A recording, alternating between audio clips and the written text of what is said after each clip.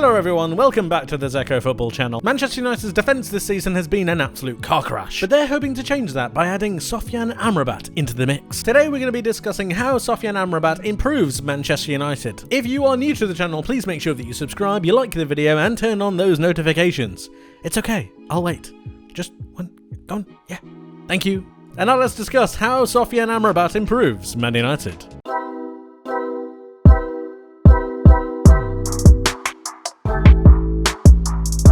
Sofyan Amrabat and Manchester United, a saga that has dragged on for what feels like an eternity. But it seems like Manchester United have finally pulled their finger out and decided that Amrabat is the player that they want to go for. It is still yet to be decided, but from what we understand, it looks likely. Here we have Amrabat in this Manchester United setup, and today I think it would be good of us to discuss how he could improve them, how he could affect them, and whether he'd be able to take them to that next level. Here you can see I've got this Manchester United team set up in their 4-2-3-1 formation. This is different from the 4-3-3. We'll get to that in just a moment.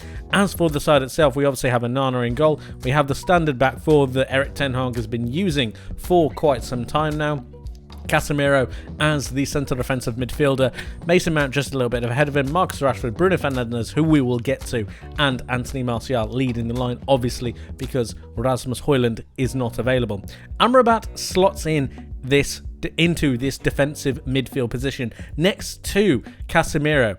And I think this is one of the real main points that Amrabat can give this Manchester United side. He's extremely defensively minded. I think back to that World Cup where he really shone for that Moroccan setup. He was an absolute monster in midfield, but also at the same time able to progress the ball through to his teammates who are higher up the pitch. And that's the first thing that I want to mention, is that he has a really good progressive passing game. He actually averages 7.62 progressive passes per 90. That puts him in the 89th percentile against central midfielders in his position, obviously, in Europe's top 5 leagues. And then when you couple that with his pass completion, it's something that is very, very good indeed. He actually averages 88% pass completion, which is not bad at all. That puts him in the 93rd percentile against midfielders in Europe's top 5 leagues. So he's a good passer of the ball. He can progress the ball through the lines and find his teammates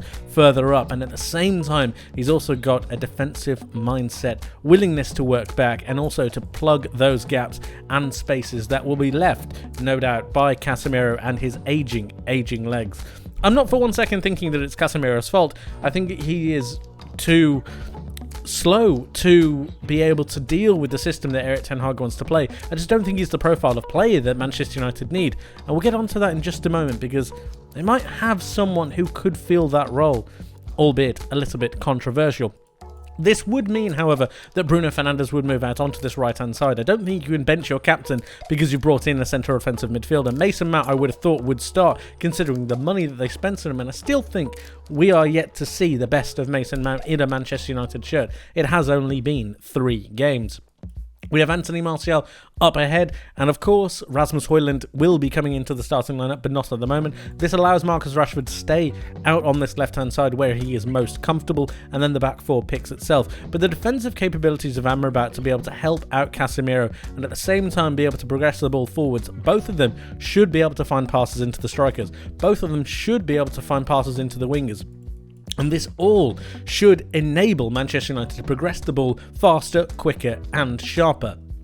Obviously, getting their attacking players into more dangerous positions as quickly as possible.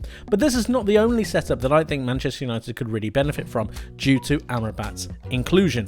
And we're going to look at another one, and here it is. This is the 4-3-3 that I was mentioning. Here is the 3-man midfield.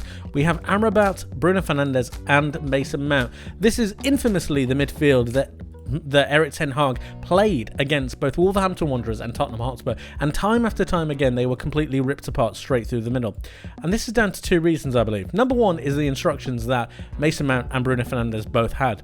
They were told to go push up, press high with the rest of the Manchester United team. Now, it left the central defensive midfielder in Amrabat, or Casemiro as it was at the time, to be completely isolated with the rest of the Tottenham team.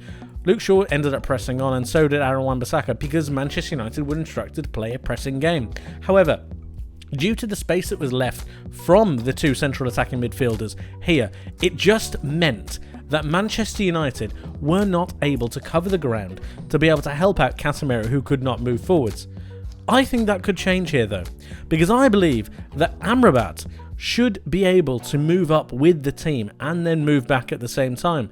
This would allow Manchester United to be able to really dominate possession, but also have their pressing game be available on a lot of the occasions, more often than if Casemiro was in the side. And it's down to this pressing game that I think Manchester United could really start to change. Amrabat is very good at holding space, he's also good at reading the game, as is Casemiro, but his mobility and his ability to read the game and pick a pass and pick a tackle and not be too rash like Casemiro is, I think will help Manchester United pen teams into their half. And then you can also think about his progressive passing. You can find Mason Mount, he could find Bruno Fernandes, he can even find Antony out on this wing, or Marcus Rashford. This gives Manchester United a little bit extra width, and it also allows them to really start to dictate play. I'm not for one second thinking that Amrabat is the all-round midfielder that can play every single pass, but he certainly can progress the ball in a way and a method that I think could seriously benefit them, and a more defensive mindset that would allow him to just shuffle back and make sure that he's able to cut off the avenues that were really hurting them. Couple that with some instructions to Mason Mount and Bruno Fernandes just to sit back that little bit more, and I think Manchester United might turn into a more competitive outfit. But that's not where we stop here. No, there's one more solution that I have to show you, and it looks like this. This is a more radical one. Yes, you still have the back four, you still have Onana, but at the same time, I've gone for a midfield diamond. This keeps Casemiro in the side because he is very good at reading the game. He doesn't necessarily need to bomb on forwards with the rest of the side, but Amrabat would give that extra cover next to him in case he ever needs it. Bruno Fernandes could be the creative outlet from that central midfield role, and then you've got Mason Mount still making those runs forward as that central attacking midfielder.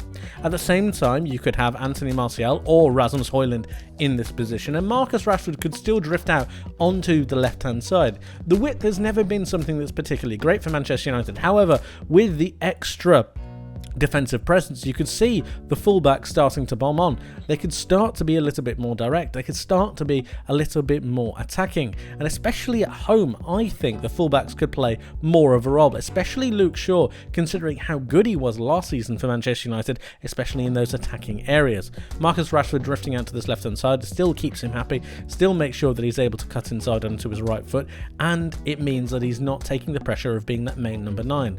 Rasmus Højlund could easily take that mantle, and so could Anthony Martial, who was better at taking the ball and receiving the ball with his back to goal on numerous occasions.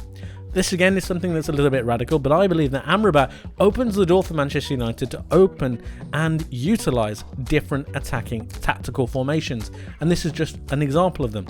The ability that he gives Manchester United to have a flexibility in both formation and in the way that it might tactically set up for a game is, I think, invaluable. And that's why I think they absolutely need to get this deal done. He absolutely improves them, not only from a defensive point of view, but from a progressive passing point of view, and his ability to transition the ball through the lines.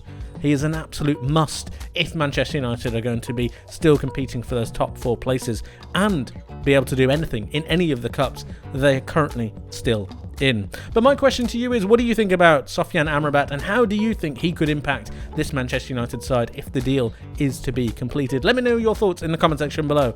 Thank you ever so much for watching. I hope you enjoyed, I hope you learnt something new, and I hope to see you in the next one.